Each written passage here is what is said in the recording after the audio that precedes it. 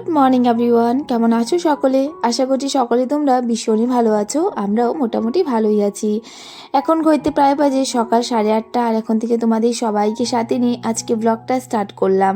আশা করছি তোমাদের আজকের এই ব্লগটা দেখতে খুব ভালো লাগবে। তো গাছে জল দিচ্ছিলাম, তখন ভাবলাম যে তোমাদের কাছে এই গাছের ফুলগুলোও শেয়ার করি। তো আজকে এই ভিডিওটা কিন্তু শুরু করলাম এখান থেকেই। আর এখানে মাম্মার জন্য একটু ভাত বসিয়েছিলাম, কারণ জানোই তোমরা মাম্মার শরীরটা তেমন একটা ভালো না, আর আজকে ওকে ডাক্তার কাছে নিয়ে যাব। তো ডাক্তার কাছে ফোন করে তো বুকিং করা হয়ে গেছে, তো বলেছে 12:30টার মধ্যে যেতে। তো সেই কারণে আর কি একটু দেরি করে মাম্মামকে ঘুম থেকে ডেকেছি, কারণ কালকে রাত্রেও ঘুমায়নি। আর উঠতে উঠতে আজকে ওর প্রায় 9:30টার উপরেই হয়ে গেছিলো, ঘুমিয়েছিল। কালকে সারাটা দিন গিয়েছে, 2টো বিস্কিট খেয়ে শুধু ছিল মাম্মাম।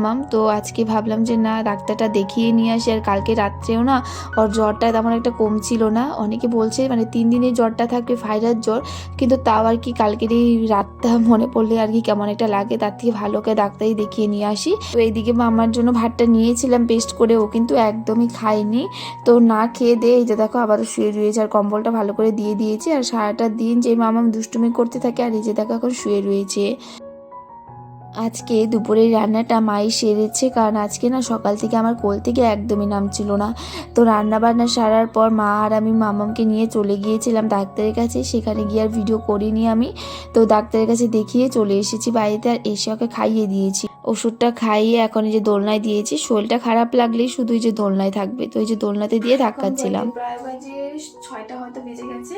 তো এখন চলে আসলাম রান্নাঘরে। মামা ঘুম থেকে উঠে পড়েছিল, উঠে ওকে ম্যাগি বানিয়ে দিয়েছি। ও বলছে ম্যাগি খাবে, তো ম্যাগি বানিয়ে দিয়েছি, কিন্তু ম্যাগিও খায়নি। 2বার খেয়েছি শুধু, মানে বললাম না কিচ্ছু খেতে চাইছে না। যখন যেটা বলছি যে এটা খাবে, বলছে হ্যাঁ, তারপর বানিয়ে দিচ্ছি, ও বলছে খাবো না। তো যাই হোক ওকে দিয়েছি, ও বলছে খাবে না। তো আমি এদিকে চা বানিয়ে নিয়েছি, আমার জন্য একটু লাল চা করলাম। তো দেখি লাল চা দিয়ে যদি একটু বিস্কিট খায়, আর মুড়িও করেছি, যেটাও ভালোবাসে কি চিড়ে ভাজা মুড়ি, তো সেটাও একটু করে নিয়েছি। তো দেখি কোনটা খায়। আর ওখানে তো ডাক্তার আমাকে বারবার করে বলছিল যে ওয়েটটা এত কেন কম, কারণ মামার ওয়েটটা অনেকটাই কম, 3 বছরের হিসাবে মানে অনেকটাই কম। ওর ওয়েটটা হলো 11 কেজি 200। তো এইদিকে চাটা হয়ে গেছে, এখন চাটা নামিয়ে তারপর দিয়ে আসি মা বাবাকে চাটা।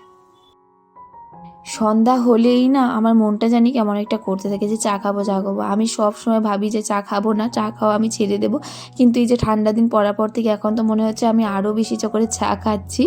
তো এই যে এখানে আমার জন্য আজকে একটু লাল চা করেছি, আর মা বাবার জন্য দুধ চা করলাম। তো বাবার জন্য প্রথমে তো এই যে চিনি চারা রেখে তারপরে এই যে এদিকে মার জন্য চিনি দিয়ে বানিয়ে নিয়েছি। আর এইদিকে দেখো আজকে চিড়ে ভেজেছি একটু, আর চিড়ের সঙ্গে তো এই যে মুড়িতে দিতেই হবে, মুড়ি দিয়ে চানাচুর দিয়ে একদম গরম করে নিয়েছি।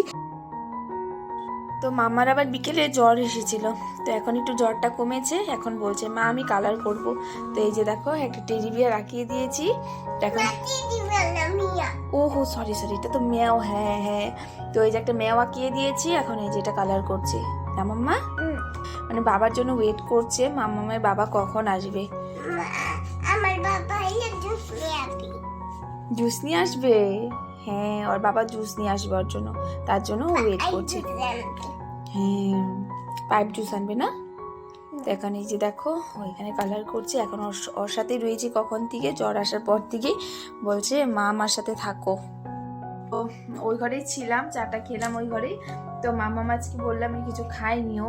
তারপর আবার একটা কেক এনেছিলাম, কেকও খাইনি।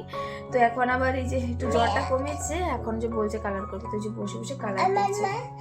আমার জন্য ম্যাগি বানিয়েছি। ও আমি ওর জন্য ম্যাগি বানিয়েছি, আচ্ছা কিছু হবে না, আর দিবে না। হ্যাঁ তাই ঠিক আছে, ফুটো দিয়েছো, আর দিবে না। হ্যাঁ চোখেটা ব্ল্যাক কালার দিতে হয়। তো এখন এর সাথে বসে আছি, মানে যখন শরীরটা খারাপ লাগে তখন তো চুপচাপ থাকে, আর যখন ভালো লাগে তখন তো এই যে কথা বলতে থাকে। এখন হয়তো একটু মানে বেটার লাগছে, তো সেই কারণে যে এখন আমার সাথে গল্প করছে, আর আমি ওর সাথে বসে গল্প করছি। এখন ওর সাথেই থাকি, ওর বাবা যতক্ষণ না আসে। আজকে রবিবার, কিন্তু ওর বাবা আজকে দোকান বন্ধ করেনি এখনো। ও বলছে একটু তাড়াতাড়ি চলে আসবে আজকে। তো এই দেখি একটু টাইমের মধ্যে চলেও আসতে পারে। তো এখন ওর সাথে একটু সময় কাটাই, তারপর ওর বাবা আসলে 4 বাসন ধুতে হবে, রাত্রে রান্না বান্না আছে আরো। হ্যাঁ বাবার জন্য বানাবো, বাবার জন্য, তোমার জন্য না। তো এখন ওর সাথে একটু সময়টা কাটাই। তো এর মধ্যে না বর্মশাইও চলে এসেছে, তো মামাম রয়েছে ওর বাবার কাছে। আর এদিকে আমি এই যে কলপারে গিয়ে চার বাসনগুলো সমস্ত কিছু ধুয়ে নিয়ে আসলাম। আর এত পরিমাণে ঠান্ডা পড়েছে না, আমার না একদমই কম্বলের ভিতর থেকে বেরোতে ইচ্ছে করে না, কত যে কষ্ট লাগে এই কম্বলের ভিতর থেকে বেরোতে, কি আর বলবো। তো এদিকে যা চার বাসনগুলো তো ধুতেই হতো, তো সমস্ত কিছু একবারে ধুয়ে চাউল টাউল একদম ধুয়ে নিয়ে এসেছি। আর এখন প্রায় 9টা বেজেই আসলো, তো ভাতটাও ভেবেছি বসিয়ে দেবো। আর ওইদিকে দুধটাও বসিয়ে দিলাম, রাত্রে করে একবার করে দুধটা জাল দিয়ে রাখি। গরমের দিনে তো ফ্রিজে রাখা হয়, কিন্তু ঠান্ডা দিনে জাল করে রান্নাঘরেই রেখে দিই। আর গরমের দিনে না রান্নাঘরে রাখা যায় না, এত পরিমাণে গরম দেয় না, দুধটা নষ্ট হয়ে যায়। আর এদিকে চালটাও দিয়ে দিলাম প্রেশার কুকারে, আর অল্প একটু ভাত ছিল সেই ভাতটা ভেঙে দিলাম। প্রেশার কুকারে ভাত না কখনো একটু চাল চাল হয়ে যায়, মানে ভাত যদি একটু থাকে, তো ভাতটা যদি আবার প্রেশার কুকারে দিয়ে যদি একটু ভেঙে দিই না, তো সেই ভাতটা পরে গিয়ে আবার কিন্তু খুব ভালো হয় সিটি দেওয়ার পর আর কি। আর সন্ধ্যায় যে চিড়ে ভেজেছিলাম সেই চিড়ে ভাজা অল্প একটু রয়েছে, সেটা আবার ডিব্বাতে রেখে দিলাম। আর এদিকে দেখো দুধটাও কিন্তু জাল দেওয়া হয়ে গেছে, নামিয়ে রেখে সমস্ত সবজি বের করে নিলাম। এখন ওই ঘরে সমস্ত কিছু রেখে আসবো। আর এদিকে রাত্রে ভাতটাও বসিয়ে দিয়েছি।